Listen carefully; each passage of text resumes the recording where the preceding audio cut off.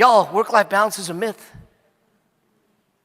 It really is. It's this counterweight here, playing tug-of-war. That's friction. You can't last that way. It's not balance we need. It's harmony. Harmony comes from intent. And I wasn't being intentional with my time, with my money, and with my energy. And I could have looked at Jeremy and said, but we need it to pay the bills.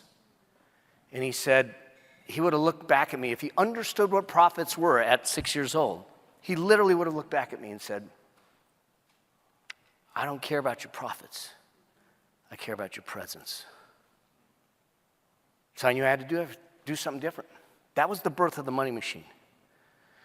Because I realized until I was able to separate my ability to earn from the efforts to earn it, I will always be on the treadmill of earning.